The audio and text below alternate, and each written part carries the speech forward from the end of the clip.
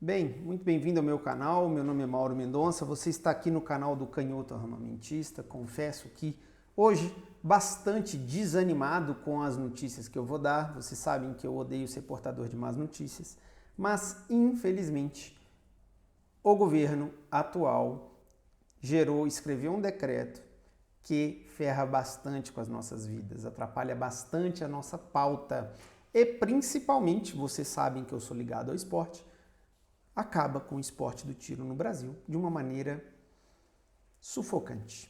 E eu queria dizer para vocês que eu estou aqui com um compilado e eu vou fazer uma leitura só do compilado, do que é que tem de mais importante nesse decreto 11.366. A classificação dos calibres não houve alteração e eu não vou falar mais nada acerca disso, até porque seria um absurdo mudar a classificação de calibres. Aliás, para mim seria menos absurdo se mudassem, por exemplo, os calibres que estão em posse de alguns atiradores que hoje são considerados restritos, passassem a ser calibres permitidos. Eu acharia que isso fosse ok. Estão suspensos até a publicação de uma nova regulamentação, porque o decreto ele suspende um monte de coisa e cria uma comissão. Tá? Então, o que é que está suspenso até uma nova regulamentação? Ou seja, o decreto vai depender de outro. Tá? O pedido de CR para CACs e para clubes, então não existe mais pedido de CR hoje. Aquisição de armas de uso restrito, transferência e renovação por CACs e particulares, aquisição de munição de uso restrito para CACs e obviamente para particulares, aquisição de insumos para recarga de munições, então seja, zero insumos a partir de agora, prorroga a validade dos registros de arma de uso restrito vencidos para após a publicação do decreto até o prazo da regulamentação, ou seja, se você tem uma arma de calibre restrito que pode estar vencendo nesses dias, você pode ficar tranquilo que mesmo ela vencida, por mais que não está podendo renovar, a renovação está sendo automática até a nova regulamentação, beleza? A aquisição de munição, ela fica condicionada à apresentação de documento de identidade válido, certificado de registro da arma de fogo e fica restrita apenas ao calibre correspondente à arma de fogo registrada. Limitada a 50 unidades por ano para civis e 600 para atiradores esportivos. O cadastramento ou recadastramento no SINARM das armas de fogo de uso permitido e de uso restrito. Desde quando? A partir da edição do decreto 9.785, de 7 de maio, no prazo de 60 dias, ainda que cadastradas em outros sistemas, ressalvando o disposto no parágrafo 2º da Lei 10.826. Eu não li o parágrafo 2º da Lei 10.826, mas o farei aqui agora. Nós vamos fazer isso aqui agora. Tá? Ó, Lei 10.826. Vocês não vão estar vendo a tela, mas eu vou ler o parágrafo 2º. O que o parágrafo? Vamos ler de novo se é parágrafo. É artigo 2º da lei. O artigo 2º compete ao SINARM, tá? Então é só ressalvado ao disposto, ou seja, só quem tem arma no SINARM precisa fazer recadastramento. Pelo que eu entendi, não quer dizer que eu esteja certo, tá? Aquisição de munição por CAC são 600 unidades, porte de trânsito esquece, ou seja, daqui a pouco nós vamos falar sobre o perigo disso. Garante no território nacional o direito de transporte das armas desmuniciadas dos clubes, das escolas e dos integrantes, nós, né, por meio de apresentação do certificado de registro, que é o CR, tá? O CR, o CRAF e a guia de tráfego, ou seja, armas longas hoje que não tem guia de tráfego, passa a ter que ter guia de tráfego, beleza? E claro, armas e munições separadas, em ambientes separados. As munições originais recarregadas fornecidas pelos clubes de tiro serão de uso exclusivo nas dependências, sem alterações. Tá? Clube de tiro só podem Os clubes de tiro só podem adquirir limite de 600 munições por ano, tá? Para uso de cada sócio e podem ceder para uso no local o equivalente a 1/12 das munições por mês, ou seja, 50 munições para cada aluno de cursos e treino. Outro tiro no pé, né? O EB pode, né, autorizar uma compra suplementar, mas entendam, né, se uma autorização de compra demora pelo menos 60 dias, você vai ter que começar a fazer pedidos de autorização de compra suplementar Desde quando você vai comprar o negócio. Você já compra, já faz o pedido, daqui a 60 dias o Exército libera, aí você vai lá e compra, porque são só 600 munições. Os integrantes podem adquirir armas de uso restrito e permitido, tá? Os integrantes de clubes de tiro. Prazo de renovação na PF passa-se de 5 anos. O cidadão pode adquirir até 3 armas de fogo, desde que comprove a legítima necessidade de manter a arma no cofre ou trancada e desmuniciada. Não explica em qual sistema, nem para qual uso, tá? E isso ultrapassa, por exemplo, a Lei 10.826, então não está explicando. Revoga a dispensa de registro para o comércio e utilização de armas de pressão, tá? Para a renovação dos registros concedidos em regime anterior, serão observados os requisitos deste decreto, respeitando o quantitativo das armas de uso permitido já autorizadas. Institui um grupo de trabalho para a regulamentação da Lei 10.826 e tudo volta a ser PCE, galera. Projéteis volta a ser PCE, máquina e prensa volta a ser PCE, miras optrônicas e telescópicas e continuam sendo, né, PCE. Arma de fogo obsoleta, de tudo, né, de anticarga e recarga, e retrocarga, carregadores destacáveis tipo cofre ou tubular, metálico ou plástico, isso continua sendo, os quebra-chamas. E aí, o que é que revoga? Revoga os decretos que determinam os limites de 30 armas, né, de cada calibre de restrito e permitido, suspende a compra de quaisquer acessórios ou partes de arma, máquina de recarga e DAIs, a possibilidade do Exército poder autorizar a aquisição maior do que 600 por CRAF.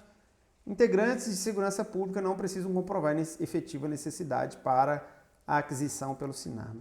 E um tiro no tiro. Proíbe o tiro recreativo. Acabou. Com isso acaba tudo. Por quê? Porque se você quer levar uma pessoa para ir lá conhecer um clube de tiro, ela não pode. Ela tem que ir lá fazer um curso. E olha que absurdo. Agora vamos para os meus comentários aqui. Bem, é bastante restritivo, fere muitos dos nossos direitos, já outrora adquiridos, mas, como se dizem por aí, em se tratar de armas de fogo, não existe direito adquirido, né? E principalmente não existe lógica, senhores. Nada disso tem apoio em nenhum fato, dado ou ocorrência de que isso muda ou melhora, de alguma maneira, a segurança pública do Brasil. Porque nós estamos falando, obviamente, das armas que são controladas pelo governo. E as armas que são controladas pelo governo não são as armas que cometem crimes. As armas que não são controladas pelo governo que são as armas que são as criminosas. E esse é o grande problema. E observem, o que é que com este movimento, que teoricamente volta a ter uma nova regulamentação em 60 dias, com mais 60 dias prorrogáveis? O que vai acontecer nesses 60 dias ou 120 dias? Primeiro, ninguém vai treinar, porque está todo mundo com medo de ser preso por uma não leitura exata da lei, alguma coisa da lei, algum abuso de autoridade, que nós não sabemos o que vai dar. Segundo, quem vai comprar munição? Não tem jeito de comprar munição agora, porque você não sabe se o cara vai lá e veta calibre mais para frente, vai e volta, enfim, aquela confusão. Eu vou continuar comprando o que eu puder comprar. Terceiro, equipamentos de recarga, tão essenciais para o tiro esportivo. Cara, volta a ser PCE, os materiais que já eram PCE estão proibidos à venda, então são 120 dias sem nenhuma empresa de recarga vender alguma coisa. 60 dias, ou pelo menos 60, mais prorrogáveis por mais 60. O que vai acontecer? Qual empresa sobrevive 4 meses sem faturamento? Vai matar o negócio, vai matar o comércio, vai matar o tiro. Então, isso é muito perigoso. Além disso, porte de trânsito. Por que é que eu deixei para falar o porte de trânsito depois? Muitas pessoas vieram para o tiro esportivo para ter a garantia de um porte infralegal, que é o porte de trânsito, né? Ele está ali no limite da lei. E qual que é o problema disso? O problema disso é que muita gente vai para o clube cheio de arma e vai defender no acervo. Essas pessoas perderam a oportunidade de se defender no trajeto. Resumindo, nós vamos ter que usar outros planos de defesa para continuar atirando. Já foi assim antes do Michel Temer, tá? A gente não tinha condições de defender o próprio acervo antes mesmo da autorização do Michel Temer. E agora nós voltamos para isso, Ou seja, ir para o clube tem que ir na moita, tem que mudar de rota, tem que desviar, passar por lugares muito populosos, enfim, né? Observar a chegada, observar as saídas, porque agora a coisa ficou muito feia. E lembrando, o bandido não vai te assaltar na porta do clube, ele vai te seguir e vai até um lugar ermo, que pode ser inclusive sua casa. Qual é o problema disso? Antes, quando a pauta de armas não tinha visibilidade, estava tudo certo. E por que estava tudo certo? Porque, cara, sem visibilidade da pauta, sem conhecimento público, sem domínio da bandidagem. Agora os bandidos estão acompanhando essa pauta igual a gente está. E aí, cara, hoje a chance da gente ser assaltado indo pro clube é infinitamente maior do que era em 2016, 2017, 2018. Fica aí então o meu alerta. Eu não quero me estender nesse vídeo porque eu acho que eu já falei tudo que tinha que falar. É provável que no Tribunal da Liberdade a gente fale disso, né? Se você já tiver visto esse vídeo, é provável que você tenha visto a gente falar do tema no Tribunal da Liberdade, não sei quando você vai ver esse vídeo, mas o cenário é aterrorizante. O que nós precisamos fazer agora? E aí o que é que nós brasileiros, armamentistas, precisamos fazer? Seguir comprando o que der para comprar, à medida do que der para comprar. Seguir praticando o esporte, que você que tem arma no Sinarme, continuar indo a clubes de tiro pelo menos uma vez no mês, mostrando que seu treinamento está em dia. Esse é o grande desafio. Não há o que se falar de desistir de uma pauta. Se nós desistirmos, todas as outras possibilidades de decretos tão incompetentes quanto esse passarão a ser viáveis, porque não há nenhum limite mais para o que o governo quiser fazer. Afinal de contas, estaremos todos indefesos. E não só isso. Eu quero deixar um recado final. O ano virou e nós estamos agora em pleno 2023 com um cenário novo. Não olhe de maneira saudosa para o passado, vamos olhar para frente. Eu sei, muita gente que ficou em 2022 vai deixar saudade. Eu tenho certeza disso. Mas lembre-se também que em 4 anos essa lei de armas deveria ter caído e melhorado. E nós não tivemos força para isso. Talvez em 2023, com um Congresso renovado, a gente consiga ter um pouco mais de força neste assunto. E esses desmandos que a gente está vendo aí o tempo inteiro passem a não ocorrer. Porque falta, de verdade, é conhecimento técnico dos governos. Entra governo, sai governo, você só vê coisas absurdas sendo escritas. Dificilmente você vê um conjunto de decretos que atendem a população e seus anseios. E é engraçado, porque todo governo eleito deveria atender à demanda da população, principalmente de nós, que utilizamos armas e somos, digamos, vítimas incomuns de assalto. Porque se a gente for assaltado, a chance da gente ser morto é muito maior, porque a gente está carregando armas. Então, pessoal, fica a dica. Muita paciência agora. Vamos entender o que é que está acontecendo. Por favor, busque compreender como os sistemas de governo funcionam, como os 3 poderes funcionam, quem pode o quê e até quando. Como, por exemplo, nesse decreto tem uma série de itens que ultrapassam o poder do que um presidente tem, como, por exemplo, alterar uma lei. Né? Na hora que ele fala de recadastramento independente de sistema, todas têm que ser cadastradas no Sinarme. Se está escrito isso, ele ultrapassa a lei, porque cabe ao Exército Brasileiro o cadastro dos CACs e cabe à Polícia Federal o cadastro das armas de defesa pessoal, que a gente chama de defesa pessoal. Embora toda arma sirva para defesa pessoal, por favor, não vou nem entrar nessa celeuma.